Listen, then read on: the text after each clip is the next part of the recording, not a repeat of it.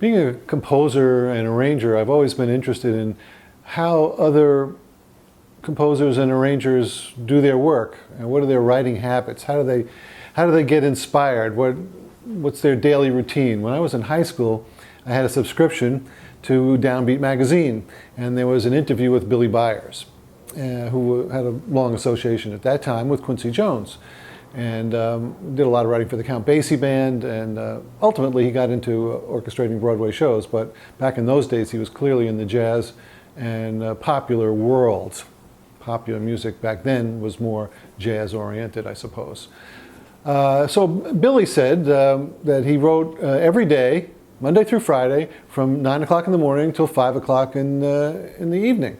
And when he would he had an office in his house where he would do this, and he would go into the office, he would roll up his sleeves and take off any jewelry that he had on, his watch, rings, and put them down on the table. And then he would write his scores, full scores, never sketch, but go right to the full score in ink. Well, I do crossword puzzles in ink because John Hendricks taught me that that's the only way to do them.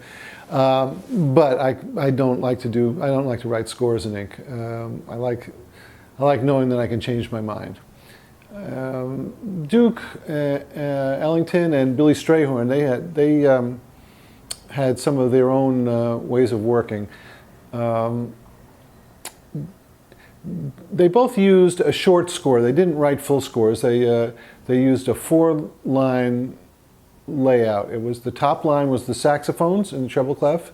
The second line was the baritone saxophone, also written in the treble clef but sounding an octave lower.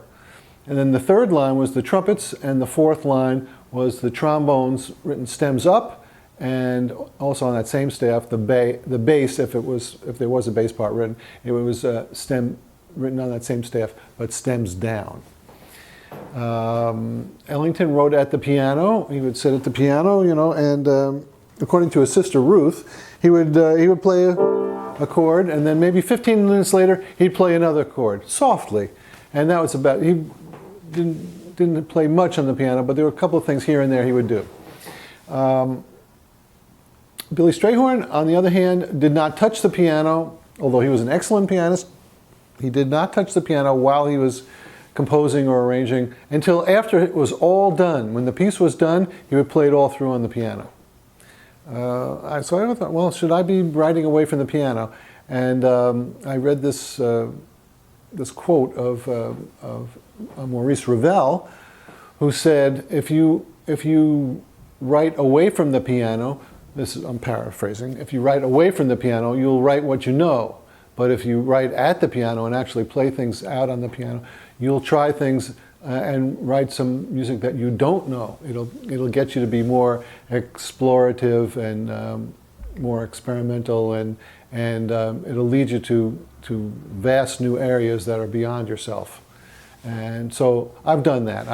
Although I can write away from the piano, and I have written a number of things that way when I've had to, and certainly when I'm making corrections and rescoring things during a rehearsal, I'll just dictate to the players what I want. I don't normally, every once in a while though, I do like to go over to the piano and I just sit down at the piano and play something. Sometimes I'll just put my fingers over the keys of the piano, and I don't even have to press down the keys. I know what it's going to sound like.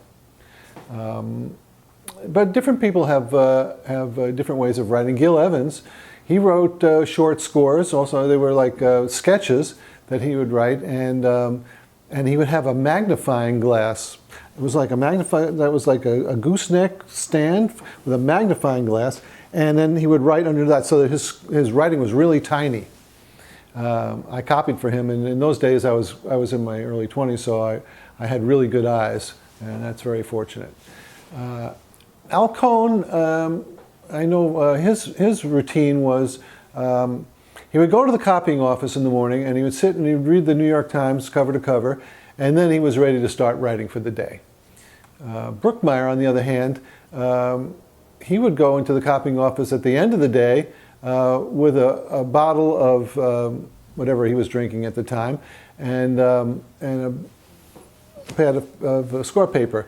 And Emil Charlap, who was his copyist that back in those days, we're talking in the 50s and 60s, he said, I'd come in the morning and the trash can would be filled with, there would be an empty bottle and a lot of crumpled up paper.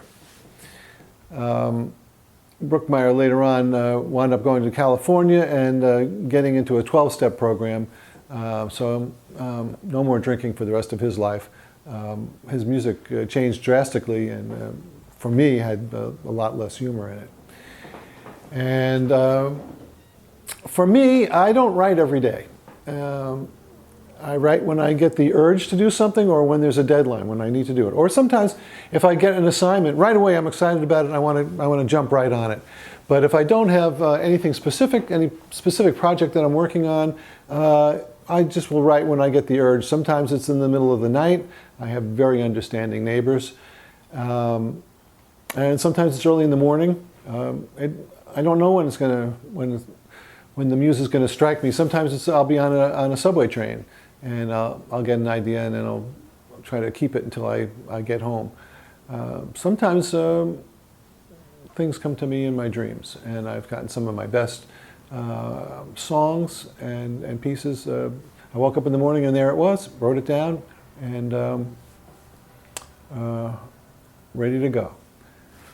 You never know when it's going to happen, and but everybody's got, the point of all this is everyone has their own working routine. I don't sketch anything out. My teacher, Ray Wright, he sketched everything before he put it on. He would do like just a treble clef, bass clef sketch, and then he would score it on score paper after the sketch was completely done. I never sketch anything. I go right to score paper. Every once in a while, if I'm writing, if it's an original tune, I might just write out a treble and bass clef or a lead sheet of the tune, and then go to score paper afterwards, but for the whole rest of the piece. I almost never have written a whole piece that was just sketches, although there is one piece that's in my upcoming arranging book that that was just done as a sketch, and I copied the parts from the sketch, and I didn't actually write a full score until years later. It was done sort of Ellington style. Wynton Marsalis works that way, just like Ellington. When I showed him the way that I showed him some of Duke's scores and how explained how Duke worked, and he's used that method ever since. So he doesn't write full scores. Point of this is everybody should find their own way of working. It's a personal thing. However you're relaxed and productive, that's the one for you. I liked hearing about how everybody worked, and I found it informative. And then I would try out how all these guys did things, and then see if it worked for me. And then over a period of years, I just gravitated to how I do it. So I think everyone needs to explore for themselves.